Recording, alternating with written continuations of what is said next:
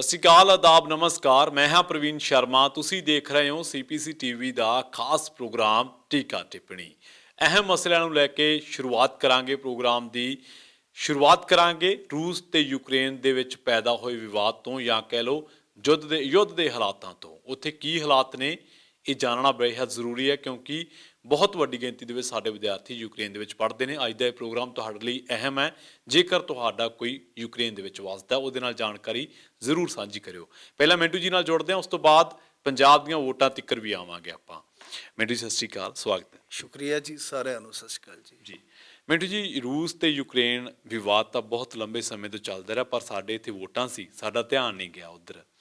ਹੁਣ ਦੱਸਦੇ ਆ ਵੀ ਰੂਸ ਥੋੜ੍ਹਾ ਜਿਹਾ ਇੱਕ ਸਟੈਪ ਅੱਗੇ ਆ ਗਿਆ। ਉਹ ਸਟੈਪ ਕੀ ਹੈ, ਤੇ ਦੂਜਾ ਇਹ ਹੈ ਕਿ ਕੀ ਯੁੱਧ ਹੋ ਸਕਦਾ, ਕਿਉਂਕਿ ਸਾਡੇ ਵਿਦਿਆਰਥੀ ਉੱਥੇ ਪੜ੍ਹਦੇ ਨੇ, ਲੋਕ ਚਿੰਤਤ ਬੜੇ ਨੇ।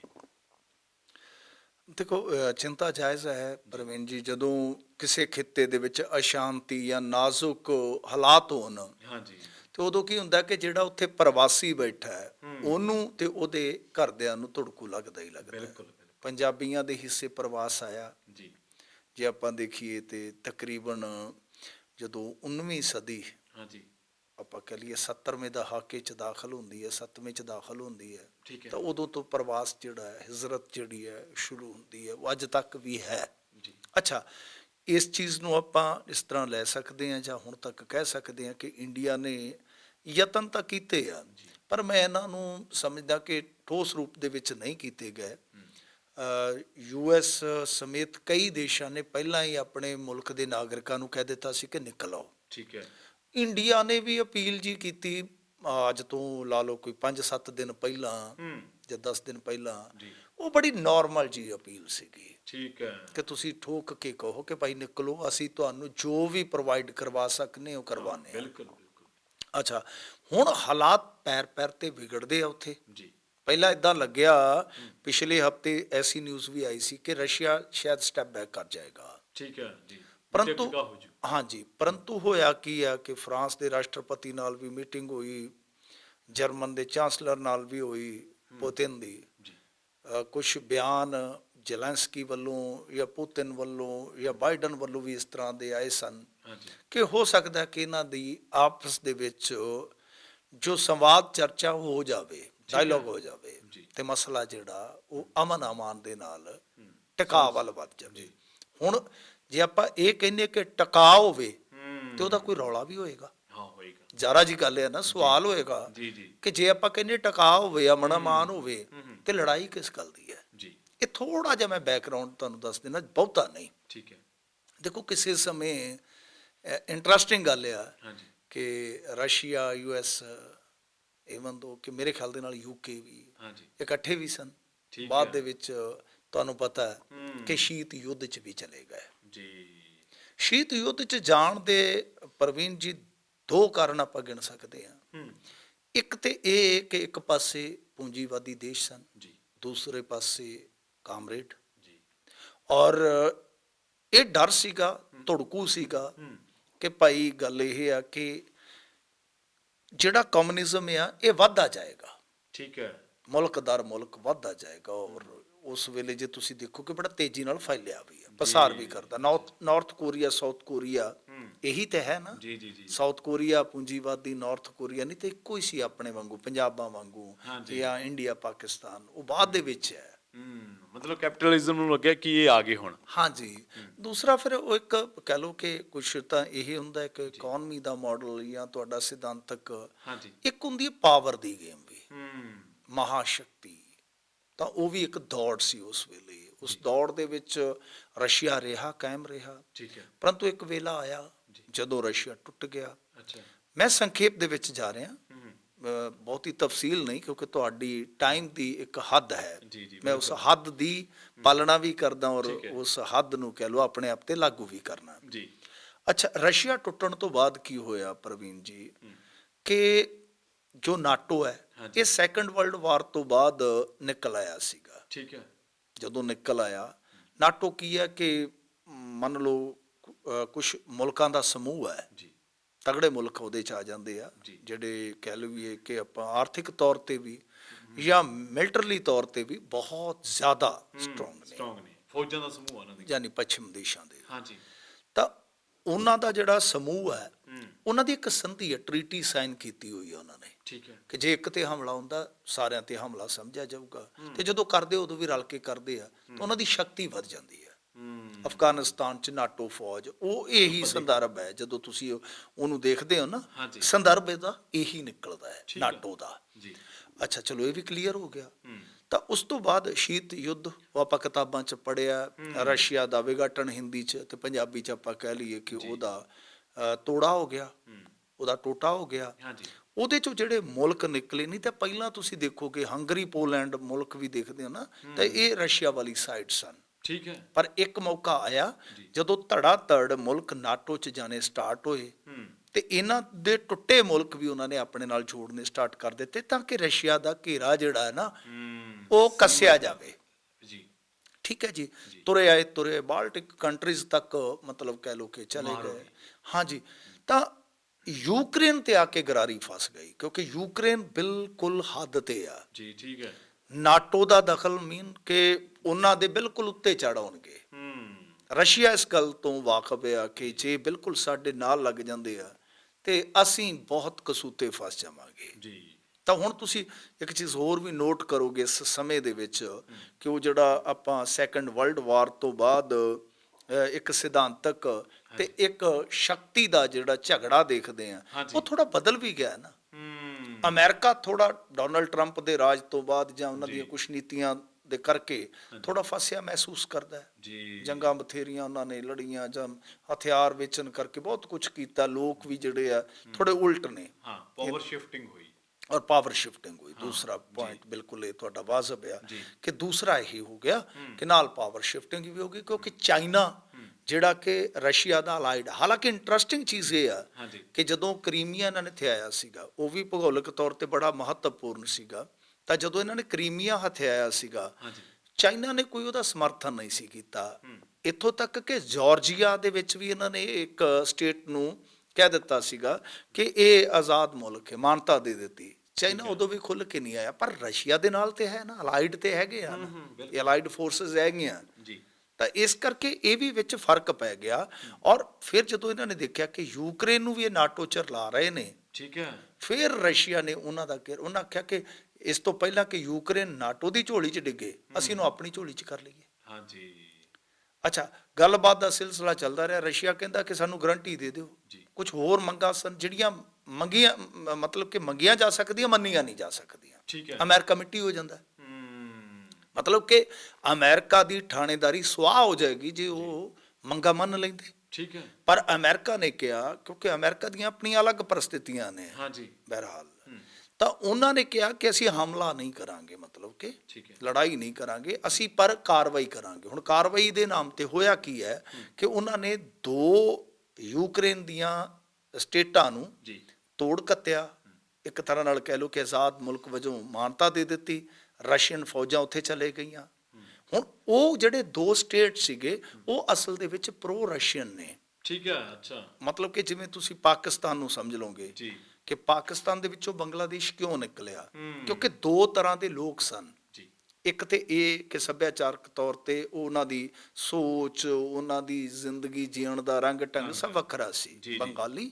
ਤਾਂ ਦੂਸਰੇ ਪਾਸੇ ਪੰਜਾਬੀ। ਹੂੰ, ਜਦੋਂ ਪੰਜਾਬੀਆਂ ਨੇ ਆਪਣੀ ਡੋਮੀਨੈਂਸ ਹੱਦੋਂ ਵਧਾਈ, ਤਾਂ ਬੰਗਾਲੀ। ਭਾਸ਼ਾ ਦਾ ਰੌਲਾ ਪੈ ਗਿਆ, ਸਾਰਾ ਕੁਝ ਪੈ ਗਿਆ, ਤਾਂ ਉਹ ਇਦਾਂ ਹੀ ਹੋਇਆ। ਉਹ ਯੂਕਰੇਨ ਦਾ ਬਿਲਕੁਲ ਸਿਨੈਰੀਓ ਉਸੇ ਤਰ੍ਹਾਂ ਦਾ ਹੀ ਹੈ। ਠੀਕ ਹੈ। ਯੂਕਰੇਨ ਵੀ ਦੋ ਧਰਾਵਾਂ ਚ ਵੰਡਿਆ। ਹਾਂਜੀ, ਯੂਕਰੇਨ ਦੇ ਵਿੱਚ ਕੁਛ ਤੇ ਯੂਕਰੇਨੀ ਭਾਸ਼ਾ ਜਾਂ ਸੱਭਿਆਚਾਰ ਨਾਲ ਬਿਲਕੁਲ ਰਚੇ ਮਿਚੇ ਆ, ਠੀਕ ਹੈ। ਪਰ ਕੁਝ ਕੁ ਲੋਕ ਹੈਗੇ ਜਿਹੜੇ ਪ੍ਰੋ ਰਸ਼ੀਅਨ ਤੇ ਬੋਲੀ ਵੀ ਰੂਸੀ ਬੋਲਦੇ ਆ। ਹੂੰ, ਉਹਨਾਂ ਦੇ ਵਿੱਚ ਇਹ ਲੋਹਾਂਸਕਾ ਸਟੇਟ ਸੀ, ਜੀ। ਇੱਕ ਹੋਰ ਸਟੇਟ ਆ। ਜੀ। ਦੋਨਾਂ ਨੂੰ ਆਜ਼ਾਦ ਮੁਲਕ ਵਜੋਂ ਉਹਨਾਂ ਨੇ ਮਾਨਤਾ ਦੇ ਕੇ ਤੇ ਰਸ਼ੀਅਨ ਫੌਜਾਂ ਜਿਹੜੀਆਂ ਉੱਥੇ ਘੱਲ ਦਿੱਤੀਆਂ ਨੇ। ਠੀਕ ਹੈ। ਰਸ਼ੀਆ ਫੌਜਾਂ ਤਾਂ ਹੀ ਕਹਿੰਦੇ ਯੂਕਰੇਨ ਚ ਵੜ ਗਈਆਂ। ਯੂਕਰੇਨ 'ਚ ਐਂਟਰ ਹੋ ਗਈਆਂ, ਇਸੇ ਕਰਕੇ ਦੁਨੀਆ 'ਚ ਤਰਥੱਲੀ ਮੱਚੀ ਪਈ। ਹਾਲਾਂਕਿ ਯੁੱਧ ਦੇ ਅਸਾਰ ਘੱਟ ਨੇ ਠੀਕ ਹੈ। ਕਿ ਉਧਰੋਂ ਨਾਟੋ ਫੌਜਾਂ ਆਉਣਗੀਆਂ, ਕਿਉਂਕਿ ਤਕਰੀਬਨ US ਦੇ ਪ੍ਰੈਜ਼ੀਡੈਂਟ ਆਪਣਾ ਸਟਾਂਸ ਕਲੀਅਰ ਕਰ ਚੁੱਕੇ ਨੇ। ਹਾਂਜੀ। ਪਰ ਹਫੜਾ ਦਫੜੀ ਦਾ ਮਾਹੌਲ ਤਾਂ ਹੈ, ਹੈ। ਬਿਲਕੁਲ। ਯੂਕਰੇਨ ਜਾਂ ਰਸ਼ੀਅਨ ਫੌਜਾਂ ਇਹ ਲੜ ਸਕਦੀਆਂ, ਜੀ। ਸੋ ਉਸ ਚੀਜ਼ ਦਾ ਅਸਰ ਪੈ ਰਿਹਾ ਦੁਨੀਆ ਤੇ। ਹੂੰ, ਠੀਕ ਜੇ ਹੈ। ਤੁਸੀਂ ਦੇਖੋਗੇ ਕਿ ਧੜਾ ਧੜ ਜਿਹੜੇ ਸ਼ੇਅਰ ਬਾਜ਼ਾਰ ਉਹ ਵੀ ਡਿੱਗਣਗੇ, ਹੂੰ, ਤੇਲ ਦੀਆਂ ਕੀਮਤਾਂ ਵੱਧ ਜਾਣਗੀਆਂ, ਹਾਂਜੀ। ਇਸ ਤੋਂ ਇਲਾਵਾ ਜੇ ਤੁਸੀਂ ਦੇਖੋਗੇ ਪ੍ਰਵਾਸੀ ਨੇ ਜਿਹੜੇ ਉੱਥੇ ਉਹ ਘਬਰਾਏ ਹੋਏ ਨੇ। ਹਾਲਾਂਕਿ ਇੰਡੀਆ ਨੇ ਮੇਰੇ ਖਿਆਲ ਦੇ ਨਾਲ ਕੱਲ੍ਹ ਐਲਾਨ ਕੀਤਾ ਸੀਗਾ ਕਿ ਅਸੀਂ ਜਿਹੜੇ 20,000 ਦੇ ਕਰੀਬ ਨਾਗਰਿਕ ਨੇ ਉਹਨਾਂ ਨੂੰ ਕੱਢਣ ਵਾਸਤੇ ਸਪੈਸ਼ਲ ਫਲਾਈਟਾਂ ਚਲਾਵਾਂਗੇ। ਪਰ ਮੇਰਾ ਮੰਨਣਾ ਹੈ ਕਿ ਕਾਫੀ ਲੇਟ ਹੋ ਗਏ ਪ੍ਰਵੀਨ ਜੀ, ਇਹਨਾਂ ਨੂੰ ਪਹਿਲਾਂ ਇਹ ਕੰਮ ਕਰ ਲੈਣਾ ਚਾਹੀਦਾ ਸੀ। ਬਾਕੀ ਹੁਣ ਤੇ ਦੁਆ ਕਰ ਸਕਦੇ ਹਾਂ ਕਿ ਭਾਈ ਜੰਗ ਇਹ ਦੁਨੀਆ ਜਿਹੜੀ ਹੈ ਨਾ ਉਹ ਹੁਣ ਜੰਗ ਨਹੀਂ ਲੋਚਦੀ ਜੀ। ਬਿਲਕੁਲ, ਇੱਥੇ ਤੇ ਅਮਨ ਅਮਾਨ ਦੇ ਨਾਲ ਰੋਟੀ ਪੂਰੀ ਹੋਈ ਜਾਵੇ ਤੇ ਬਿਹਤਰ ਹੈ। ਬਿਲਕੁਲ। ਤੁਸੀਂ ਸਟਾਕ ਐਕਸਚੇਂਜ ਦਾ ਜ਼ਿਕਰ ਕੀਤਾ ਮਿੰਟੂ ਜੀ, ਸਟਾਕ ਐਕਸਚੇਂਜ 'ਚੋਂ ਵੀ ਖਬਰਾਂ ਆ ਰਹੀਆਂ, ਦੱਸਦੇ ਕੋਈ ਘੁਟਾਲਾ ਘਟੂਲਾ ਹੋ ਗਿਆ। ਸਾਨੂੰ ਤੇ ਵੈਸੇ ਇੱਥੋਂ ਪਤਾ ਨਹੀਂ, ਪਰ ਇੰਨਾ ਜ਼ਰੂਰ ਪਤਾ ਵੀ ਹੁਣ ਲੋਕ ਥੋੜ੍ਹਾ ਜਿਹਾ ਇੱਧਰ ਨੂੰ ਇੰਟਰਸਟਡ ਜ਼ਰੂਰ ਹੋ ਗਏ ਨੇ ਸਟਾਕ ਐਕਸਚੇਂਜ ਦੇ ਵਿੱਚ ਇਨਵੈਸਟ ਕਰਨ ਵਾਸਤੇ। ਹਾਂਜੀ, ਕੁਛ ਹੈਗੇ ਨੇ ਪੰਜਾਬੀ ਜਿਹੜੇ ਕਿ ਸ਼ੇਅਰ ਬਾਜ਼ਾਰ ਦੇ ਨਾਲ ਜੁੜੇ ਨੇ। ਨੈਸ਼ਨਲ ਸਟਾਕ ਐਕਸਚੇਂਜ ਜਿਹੜੀ ਹੈ ਨਾ ਉਹ ਜੇ ਤੁਸੀਂ ਦੇਖੋਗੇ ਤਾਂ 1992 'ਚ ਇਨਕੋਰਪੋਰੇਟ ਹੁੰਦੀ ਹੈ। ਹਾਂਜੀ। ਤੇ ਉਹਦੀ ਟ੍ਰਾਂਜੈਕਸ਼ਨ ਜਿਹੜੀ ਹੈ ਨਾ ਪ੍ਰਵੀਨ ਜੀ, ਉਹ ਇੱਕ ਦਿਨ ਦੀ ਜੇ ਤੁਸੀਂ ਦੇਖੋਗੇ ਤਾਂ ਮੇਰੇ ਖਿਆਲ ਦੇ ਨਾਲ 49 ਕਰੋੜ ਟ੍ਰਾਂਜੈਕਸ਼ਨਾਂ ਤੇ 64,000 ਕਰੋੜ ਦਾ ਡੇਲੀ ਦਾ ਟਰਨਓਵਰ ਆ। ਅੱਛਾ, ਉਹਦੇ 'ਚ ਕੀ ਇੱਕ ਹੁਣ ਨਿਕਲੀ ਹੈ ਗੜਬੜ ਜਿਹੜੀ ਕਿ ਪੰਜਾਬੀਆਂ ਨੇ ਬਹੁਤ ਘੱਟ ਗੌਲੀ ਹੈ, ਕਿਉਂਕਿ ਅਸੀਂ ਇਲੈਕਸ਼ਨ 'ਚ ਰੁੱਝੇ ਹੋਏ ਸੀਗੇ। ਇਹ ਕਾਂਡ ਬਹੁਤ ਵੱਡਾ ਹੋਇਆ ਜੀ। ਅੱਛਾ, ਇਹਨਾਂ ਨੇ ਬਣਾਈ ਸੀਗੀ ਇੱਕ ਬੀਬੀ, ਉਹਦਾ ਨਾਮ ਸੀ ਚਿਤਰਾ ਰਾਮ ਕ੍ਰਿਸ਼ਨਨ। ਠੀਕ ਹੈ। ਉਹ ਬਣਾਈ ਸੀ CEO ਤੇ ਪਲੱਸ MD, ਕੰਮ ਕਹਿ ਲਈਏ ਆਪਾਂ ਤੇ ਦੋ ਅਹੁਦੇ ਜੋੜ ਦਿੰਦੇ ਆ। CEO ਵੀ ਬਣਾਇਆ ਤੇ ਨਾਲ MD ਬਣਾ ਦਿੱਤਾ। ਠੀਕ ਹੈ। ਇਹ 2013 ਦੀ ਗੱਲ ਆ।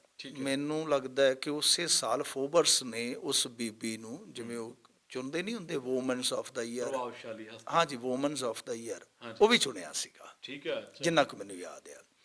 ਅੱਛਾ, ਉਸ ਬੀਬੀ ਨੇ ਅਗਾਂਹ ਕੀ ਕੀਤਾ ਕਿ ਇੱਕ ਨਿਯੁਕਤੀ ਕੀਤੀ, ਜਿੱਦਾਂ ਕਹਿ ਲਓ ਕਿ ਚੀਫ ਸਟ੍ਰੈਟਜਿਕ ਆਫਿਸਰ ਦੇ ਤੌਰ ਤੇ ਇੱਕ ਬੰਦੇ ਦੀ, ਜਿਹਦਾ ਨਾਂ ਸੀ ਆਨੰਦ ਸੁਬਰਮਨਿਅਮ। ਠੀਕ ਹੈ।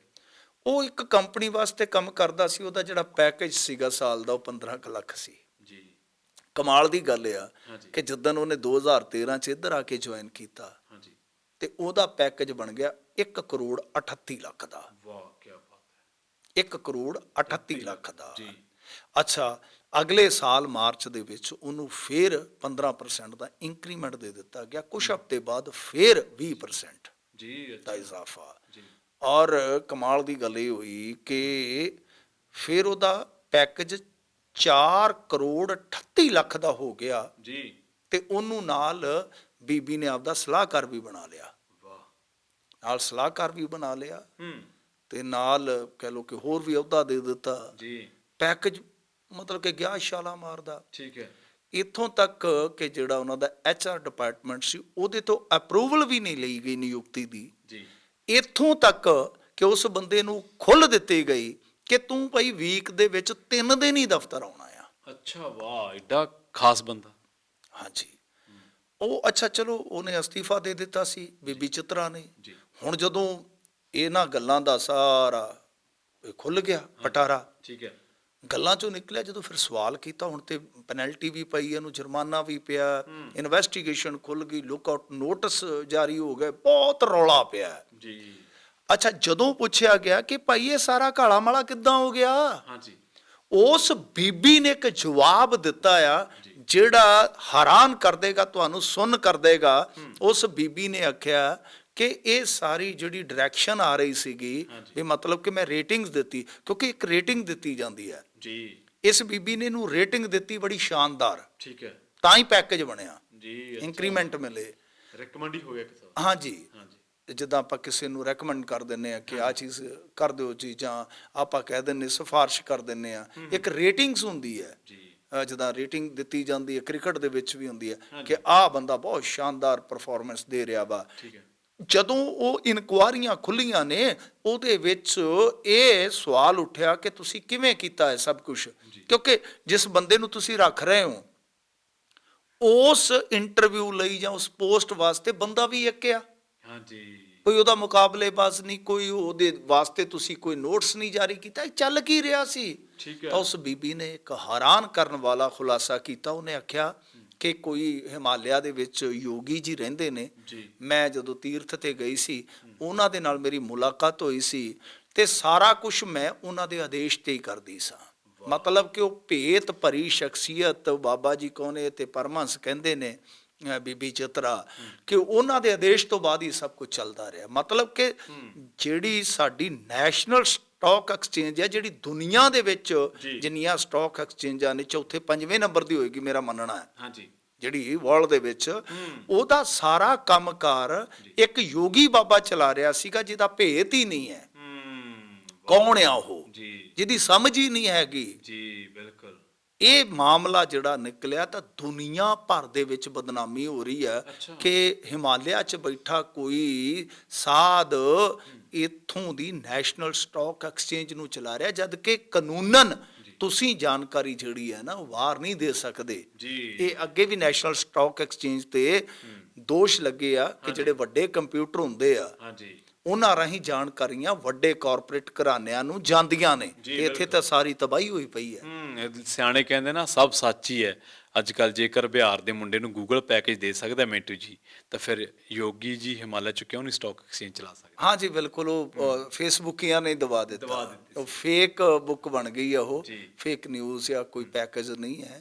ਹਾਂ, ਕੁਛ ਉਹਨੂੰ ਇਨਾਮਾਤ ਦਿੱਤੇ ਜਾਂਦੇ ਆ ਜਦੋਂ ਕੁਝ ਕਮੀਆਂ ਕੱਢਦੇ ਨੇ, ਬਟ ਉਹ ਤਾਂ ਇੱਥੇ ਪੈਕੇਜ ਮਿਲਿਆ ਕਲੀਅਰ। ਹਾਂ ਜੀ, ਇੱਥੇ ਪੈਕੇਜ ਮਿਲਿਆ, ਨੋ ਡਾਊਟ। ਮਿੰਟੂ ਜੀ, ਪੰਜਾਬ ਵੱਲ ਨੂੰ ਆਈਏ, ਵੈਸੇ ਤੇ ਸਾਡੀਆਂ ਜਿਹੜੀਆਂ ਸਿਆਸੀ ਤਨਜ਼ੀਮਾਂ ਉਹ ਇਲੈਕਸ਼ਨਾਂ ਵੇਲੇ ਜਹਾਜ਼ ਫੜਦੇ ਆ ਤੇ ਜਾਂਦੇ ਆ ਬਾਹਰ ਨੂੰ ਵੀ ਫੰਡ ਲੈ ਕੇ ਆਈਏ। ਸੁਖਪਾਲ ਖਹਿਰਾ ਜੀ ਨੂੰ ਦੇਖੋ ਕਿੱਡਾ ਵੱਡਾ ਝੰਜਟ ਪਿਆ ਸੀ ਫੰਡਾਂ ਕਰਕੇ, ਪਰ ਪ੍ਰਵਾਸੀ ਪੰਜਾਬੀ ਫੰਡ ਤਾਂ ਦਿੰਦੇ ਆ NRI ਸਾਡੇ। ਵੋਟ ਪਾਉਣ ਵੇਲੇ ਦੂਰੀ ਕਾਹਤੋਂ? ਕੀ ਸਿਆਸੀ ਤਨਜ਼ੀਮਾਂ ਤੋਂ ਮੋਹ ਭੰਗ ਹੋ ਗਿਆ ਜਾਂ ਇਸ ਸਿਸਟਮ ਦੇ ਵਿੱਚ ਉਹਨਾਂ ਦਾ ਹੁਣ ਬਹੁਤਾ ਭਰੋਸਾ ਨਹੀਂ ਰਿਹਾ? ਹਾਂ ਜੀ, ਅੰਕੜੇ ਤੇ ਆਈਓ ਕਹਿ ਰਹੇ ਨੇ ਜੀ, ਤੱਥ ਤੇ ਆਈਓ ਕਹਿ ਰਹੇ ਨੇ। ਪਿਛਲੀ ਵਾਰੀ ਜਦੋਂ 2017 ਦਾ ਇਲੈਕਸ਼ਨ ਸੀਗਾ ਤਾਂ ਉਸ ਟਾਈਮ ਜਹਾਜ਼ ਭਰ ਕੇ ਆਏ ਤੇ ਉਹਨਾਂ ਨੇ ਕੰਪੇਨ ਕੀਤੀ ਇੱਥੋਂ ਤੱਕ ਕਿ ਮੈਨੂੰ ਵੀ NRI ਮਿਲੇ ਲੰਬੀ ਹਲਕੇ ਦੇ ਵਿੱਚ ਤੇ ਮੁਲਾਕਾਤਾਂ ਹੋਈਆਂ ਬੜੇ ਜੋਸ਼ੀਲੇ ਅੰਦਾਜ਼ ਦੇ ਵਿੱਚ। ਉਹਨਾਂ ਨੇ ਆਪਣੇ ਪੈਸੇ ਖਰਚੇ, ਪਰ ਉਸ ਤੋਂ ਬਾਅਦ ਫਿਰ ਥੋੜੀ ਨਿਰਾਸ਼ਤਾ ਮਿਲੀ। ਆਮ ਆਦਮੀ ਪਾਰਟੀ ਵੱਲੋਂ ਵੀ ਉਹਨਾਂ ਨੂੰ ਨਿਰਾਸ਼ਤਾ ਮਿਲ ਗਈ ਕਿਉਂਕਿ ਆਮ ਆਦਮੀ ਪਾਰਟੀ ਟੁੱਟ ਭੱਜ ਦਾ ਸ਼ਿਕਾਰ ਹੋ ਗਈ। ਇਸ ਤੋਂ ਇਲਾਵਾ ਜਿਹੜੀ ਚੀਜ਼ ਉਹਨਾਂ ਨੂੰ ਉਦਾਸੀਨਤਾ ਵੱਲ ਧੱਕਦੀ ਹੈ, ਜਿਹਦੇ ਪ੍ਰਮਾਣ ਇਹ ਨੇ ਕਿ ਇੱਕ ਤਾਂ ਵੋਟ ਰਜਿਸਟ੍ਰੇਸ਼ਨ ਹੀ ਉਹਨਾਂ ਦੀ ਬੜੀ ਥੋੜੀ ਆ। ਠੀਕ ਹੈ, ਅੱਛਾ। 1650 ਵੋਟਰ ਨੇ ਮੇਰੇ ਖਿਆਲ ਦੇ ਨਾਲ NRI ਜੀ, ਉਹ ਰਜਿਸਟ੍ਰੇਸ਼ਨ ਹੀ ਨਹੀਂ ਕਰਵਾ ਰਹੇ। ਸੈਕੰਡ ਚੀਜ਼ ਇਹ ਆ ਕਿ ਉਹਦੇ ਵਿੱਚੋਂ ਵੀ 300 NRI ਨੇ ਵੋਟ ਕੀਤੀ ਹੈ, ਦੂਜੇ ਵੋਟ ਪਾਉਣ ਆਈ ਨਹੀਂ ਹੈ।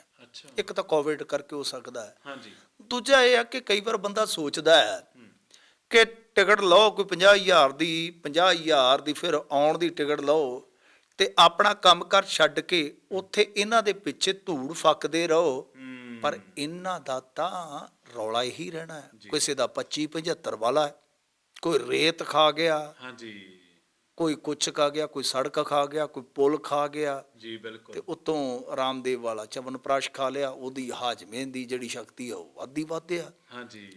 ਦੂਜੀ ਚੀਜ਼ ਇਹ ਆ ਕਿ ਕੁਛ ਫੰਡਿੰਗ ਨੂੰ ਲੈ ਕੇ ਵੀ ਤੁਸੀਂ ਦੇਖੋਗੇ ਤੇ ਐਤਕੀ ਪਾਰਟੀਆਂ ਵੀ ਨਹੀਂ ਗਈਆਂ ਕਿਉਂਕਿ ਇਹਨਾਂ ਨੂੰ ਪਤਾ ਹੀ ਅਸੀਂ ਫੰਡ ਲੈਣ ਗਏ ਕਿਤੇ ਫੰਡਾਂ ਨਾ ਕਰਾ ਲਈਏ ਉਹਨਾਂ ਤੋਂ। ਬੜੇ ਦੁਖੀ ਹੋਏ ਪਏ ਨੇ। ਤੁਸੀਂ ਹਿਸਾਬ ਲਾ ਲਓ ਕਿ ਇਸ ਸਰਕਾਰ ਦੇ 5 ਸਾਲਾਂ ਦੇ ਵਿੱਚ ਜਲੰਧਰ ਚ NRI ਭਵਨ ਪੂਰਾ ਨਹੀਂ ਹੋਇਆ ਜੀ। ਅੱਛਾ, ਵਾਹ। NRI ਇਲੈਕਸ਼ਨ ਹੋਏ, NRI ਸਭਾ ਦੇ ਉਹ ਜਿਹੜੇ ਚੁਣੇ ਗਏ ਸਨ ਉਹ ਵੀ ਆਪਦੇ ਦੇਸ਼ ਨੂੰ ਪਰਤ ਗਏ। ਚਲੋ, ਕੁਛ ਵੀ ਨਹੀਂ ਹੈ। ਠੀਕ ਹੈ। ਤੇ ਇੱਥੋਂ ਤੱਕ ਕਿ ਪ੍ਰਗਟ ਸਿੰਘ ਨੂੰ NRI ਮਹਿਕਮਾ ਮਿਲਿਆ, NRI ਦਾ ਮੰਤਰਾਲਾ ਮਿਲਿਆ, ਉਹ ਵੀ ਕੁਛ ਨਹੀਂ ਕਰ ਸਕੇ। 111-12 ਦਿਨ ਜਿੰਨੇ ਵੀ ਉਹਨਾਂ ਨੂੰ ਮਿਲੇ ਆ ਉਹਨਾਂ ਨੇ ਕੱਖ ਨਹੀਂ ਕੀਤਾ। ਮਤਲਬ ਕਿ ਇੱਕ ਉਦਾਸੀਨਤਾ ਹੋ ਗਈ। ਫਿਰ ਅੱਕਿਆ ਬੰਦਾ ਕਹਿ ਵੀ ਦਿੰਦਾ ਕਿ ਯਾਰ ਅਸੀਂ ਪੈਸੇ ਵੀ ਫੂਕੀਏ, ਸਮਾਂ ਵੀ ਬਰਬਾਦ ਕਰੀਏ, ਬੱਚਿਆਂ ਤੋਂ ਗੱਲਾਂ ਵੀ ਸੁਣੀਏ ਕਿ ਕਿੱਧਰ ਤੁਸੀਂ ਤੁਰੇ ਜੇ ਫਿਰਦੇ ਹੋ ਜੀ, ਬਿਲਕੁਲ, ਛੱਡੋ ਖਹਿੜਾ। ਤਾਂ ਫਿਰ ਕਈ ਵਾਰ ਉਦਾਸੀਨਤਾ ਆ ਜਾਂਦੀ ਆ। ਸੋ ਇਹ NRIs ਦੀ ਜਿਹੜੀ ਉਦਾਸੀਨਤਾ ਹੈ ਇਹਨੂੰ ਤੁਸੀਂ ਜੋੜ ਵੀ ਸਕਦੇ ਹੋ। ਸਾਡਾ ਪੰਜਾਬੀ ਵੋਟਰ ਵੀ ਤਾਂ ਕੁਛ ਹੱਦ ਤੱਕ ਐਸਾ ਹੈ ਕਿਉਂਕਿ ਜੇ ਤੁਸੀਂ ਵੋਟ ਪਰਸੈਂਟੇਜ ਨੂੰ ਦੇਖੋਗੇ ਪ੍ਰਵੀਨ ਜੀ, ਉਹ 72% ਆਈ ਥਿੰਕ 72% ਹੈ ਜੀ। ਉਹਦੇ ਵਿੱਚੋਂ ਠੀਕ ਆ 8-10% ਮੈਂ ਮੰਨਣਾ ਆ ਕਿਉਂਕਿ ਪਿਛਲੇ 5-7 ਸਾਲ ਤੋਂ ਬੱਚਿਆਂ ਦਾ ਪ੍ਰਵਾਸ ਬਹੁਤ ਹੋਇਆ। ਹੋਇਆ। ਕਿਸੇ ਨੇ ਫਸਟ ਟਾਈਮ ਵੋਟ ਪਾਉਣੀ ਸੀ ਉਹ ਚਲੇ ਗਿਆ, ਫਿਰ ਉਧਰ ਜਾ ਕੇ ਉਹਦੀ ਸੈਟਿੰਗ ਹੋ ਗਈ ਤਾਂ ਉਹਨੇ ਆਪਣੇ ਹੋਰ ਵੀ ਮਤਲਬ ਕਿ ਮਾਪੇ ਵਗੈਰਾ ਜੋ ਵੀ ਹੈ ਸਪਾਊਸ ਵਗੈਰਾ ਹੁੰਦੇ ਨੇ, ਅੱਜ ਕੱਲ੍ਹ ਤਾਂ ਪਤੀ ਪਤਨੀ ਵੀ ਚਲੇ ਜਾਂਦੇ ਨੇ, ਉਹ ਸਾਰਾ ਕੁਛ ਮਤਲਬ ਕਿ ਉਧਰ ਸੱਦ ਲਿਆ, ਘਰ ਪਰਿਵਾਰ ਉਧਰ ਹੀ ਚਲੇ ਗਿਆ ਤੇ ਉਹ ਵੋਟਾਂ ਤੁਰੀਆਂ ਫਿਰਦੀਆਂ ਨੇ। ਇੱਥੇ ਮਤਲਬ ਕਿ ਜਿਹੜੇ ਨਾਗਰਿਕਤਾ ਛੱਡ ਜਾਂਦੇ ਨੇ ਉਹਨਾਂ ਦੀਆਂ ਵੋਟਾਂ ਵੀ ਤੁਰੀਆਂ ਫਿਰਦੀਆਂ। ਇੱਥੇ ਜਿਹੜੇ ਦੁਨੀਆ ਹੀ ਛੱਡ ਜਾਂਦੇ ਉਹਨਾਂ ਦੀਆਂ ਵੋਟਾਂ ਵੀ ਤੁਰੀਆਂ ਫਿਰਦੀਆਂ। ਤਾਂ 8-10% ਵੋਟ ਇਸ ਤਰ੍ਹਾਂ ਦੀ ਹੋ ਸਕਦੀ ਹੈ, ਮੇਰਾ ਮੰਨਣਾ ਹੈ ਜੀ। ਪਰ ਬਾਕੀ ਵੋਟਰ ਇਸੇ ਕਰਕੇ ਨਹੀਂ ਨਿਕਲਦਾ। ਕੁਛ ਤੇ ਐਸਾ ਹੈ ਵੋਟਰ ਕਿ ਇੱਕ ਕਨਫਿਊਜ਼ਨ ਬਣ ਜਾਂਦੀ ਹੈ ਕਿ ਭਾਜਪਾ ਨੂੰ ਪਾਈਏ ਕਿ ਕਾਂਗਰਸ ਨੂੰ ਪਾਈਏ। ਅਲੀਟ 'ਚ ਹੋ ਗਏ ਜਾਂ ਉੱਚ ਮੱਧ ਵਰਗ ਦੇ ਵਿੱਚ ਆ ਗਏ, ਉਹਨਾਂ ਦੀ ਸੋਚ ਥੋੜੀ ਜਿਹੀ ਡਿਫਰੈਂਟ ਹੁੰਦੀ ਹੈ ਦੂਜੀ ਸੋਸਾਇਟੀ ਦੇ ਨਾਲੋਂ। ਹਾਂਜੀ, ਬਿਲਕੁਲ ਹੁੰਦੀ ਹੈ, ਕਿਉਂਕਿ ਵੱਡੇ ਕਾਰੋਬਾਰੀ ਵੀ ਹੁੰਦੇ ਆ। ਉਹਦੇ ਨਾਲ ਸੋਚਦੇ ਆ ਕਿ ਕਿਸੇ ਮਗਰ ਜਾਵਾਂਗੇ ਦੂਜਾ ਨਿਰਾਸ਼ ਹੋ ਜਾਏਗਾ, ਆਪਾਂ ਤੇ ਕੰਮਾਂ ਕਾਰਾਂ ਵਾਲੇ ਆ। ਜਾਂ ਕਈ ਲੋਕ ਇਹ ਵੀ ਸੋਚਦੇ ਅੱਜ ਸੰਡੇ ਹੈ, ਸੰਡੇ ਇੰਜੋਏ ਕਰੋ, ਕਾਰਟੂਨ ਦੇਖੋ, ਵਧੀਆ ਪਰਾਂਠੇ ਬਣਾਓ, ਮੂਲੀਆਂ ਵਾਲੇ, ਆਲੂ ਵਾਲੇ ਖਾਓ, ਕੀ ਲੈਣਾ ਵੋਟਾਂ ਤੋਂ। ਸੋ ਉਹ ਉਦਾਸੀਨਤਾ ਵੀ ਹੈ। ਤੇ ਕੁਝ ਲੋਕ ਕਹਿੰਦੇ ਆ ਕਿ ਦਫਾ ਕਰੋ ਇਹਨਾਂ ਨੂੰ, ਵੋਟਾਂ ਪਾ ਕੇ ਅਸੀਂ ਖੱਟਿਆ ਕੀ, ਸਾਨੂੰ ਕੀ ਦੇ ਰਹੇ ਨੇ। ਸੋ ਇਸ ਕਰਕੇ ਉਦਾਸੀਨਤਾ ਕੱਲੀ NRIs ਵਰਗ ਦੇ ਵਿੱਚ ਨਹੀਂ ਹੈ, ਉਹਨਾਂ ਦੇ ਵਿੱਚ ਹੀ ਨਹੀਂ ਹੈ, ਭਾਈਚਾਰੇ 'ਚ ਹੀ ਨਹੀਂ ਹੈ। ਉਦਾਸੀਨਤਾ ਇੱਕ ਸਾਡੇ ਵਰਗ ਦੇ ਵਿੱਚ ਵੀ ਹੈਗੀ ਆ, ਸਮਾਜ ਦੇ ਸਾਡੇ ਵੀ ਇੱਕ ਮਤਲਬ ਕਿ ਬਹੁਤ ਵੱਡੇ ਵਸੋਂ ਦੇ ਵਰਗ 'ਚ ਹੈਗੀ ਆ, ਜਿਹੜੇ ਕਹਿੰਦੇ ਆ ਕਿ ਇਹਨਾਂ ਦੇ ਸਿਆਪਿਆਂ 'ਚ ਉਲਝਣ ਦੇ ਨਾਲੋਂ ਚੰਗਾ ਹੈ ਕਿ ਘਰ ਦੇ ਵਿੱਚ ਮੂਵੀ ਲਾ ਲਓ, ਉਹ ਦੇਖ ਲਓ। ਜੀ ਬਿਲਕੁਲ, ਇਹ ਸਿਆਸੀ ਤਨਜ਼ੀਮਾਂ ਦੀ ਪ੍ਰਾਪਤੀ ਕਹਿ ਸਕਦੇ ਆਪਾਂ। ਹਾਂ ਜੀ, ਇਹ ਤਾਂ ਰਾਜਕਰਤਾ ਪਾਰਟੀਆਂ ਦੀ ਜਿਨ੍ਹਾਂ ਨੇ ਸਿਸਟਮ ਚਲਾਇਆ, ਪ੍ਰਾਪਤੀ ਤੇ ਹੈਗੀ ਹੈ ਪ੍ਰਵੀਨ ਜੀ। ਜੇ ਅਸੀਂ ਦੇਖੀਏ 2010 'ਚ ਸਾਡੇ ਕੋਲ ਆ ਜਿਹੜੇ ਮਤਲਬ ਕਿ ਜੋਕਰ ਟਾਈਪ ਦੇ ਹੁੰਦੇ ਆ ਨਾ ਰਾਜਨੀਤਿਕ ਲੋਕ, ਕਮੇਡੀਅਨ ਟਾਈਪ ਦੇ, ਯੱਬਲੀਆਂ ਮਾਰਨ ਵਾਲੇ। ਕਮੇਡੀਅਨ ਵੀ ਹਾਲੇ ਕਈ ਵਾਰ ਚੰਗਾ ਮੈਸੇਜ ਦੇ ਜਾਂਦਾ, ਇਹ ਉਹਨਾਂ ਤੋਂ ਮਤਲਬ ਕਿ ਹਟਵੇਂ ਜਿਹੜੇ ਯੱਬਲੀਆਂ ਮਾਰਨ ਵਾਲੇ ਉਹ 2-3 ਹੀ ਸੀਗੇ। ਤੇ ਹੁਣ ਤੁਸੀਂ ਵੇਖੋ ਕਿ 20-30 ਆ, ਇਹ ਥੋੜੀ ਦੇਣ ਆ ਜੀ। ਮਿੰਟੂ ਜੀ ਬਹੁਤ ਬਹੁਤ ਧੰਨਵਾਦ, ਸ਼ੁਕਰੀਆ ਜੀ। ਇਸ ਨਾਲ ਆਪਣੇ ਨਾਲ ਮਿੰਟੂ ਗੁਰਸਰੀਗਾ, ਜਿਨ੍ਹਾਂ ਨੇ ਰੂਸ ਯੂਕਰੇਨ ਜੋ ਵਿਵਾਦ ਚੱਲ ਰਿਹਾ ਉਹ ਤੋਂ ਲੈ ਕੇ ਪੰਜਾਬ ਦੇ ਵੋਟਰਾਂ ਤੱਕ NRIs ਬਾਰੇ ਦੱਸਿਆ ਕਿ ਕਿਉਂ ਨਿਰਾਸ਼ਤਾ ਦੇ ਰੀਜ਼ਨ ਵੀ ਦੱਸੇ ਨੇ। CPC TV ਦੇ ਇਸ ਪ੍ਰੋਗਰਾਮ ਦੇ ਅਗਲੇ ਐਪੀਸੋਡ ਦੇ ਵਿੱਚ ਆਪਾਂ ਫਿਰ ਸਾਰੇ ਮਿਲਾਂਗੇ। CPC TV ਨੂੰ ਆਪਣਾ ਪਿਆਰ ਇਸੇ ਤਰ੍ਹਾਂ ਦਿੰਦੇ ਰਹੋ। ਤੁਹਾਡਾ ਸਾਰਿਆਂ ਦਾ ਬਹੁਤ ਬਹੁਤ ਧੰਨਵਾਦ। ਸਤਿ ਸ਼੍ਰੀ ਅਕਾਲ।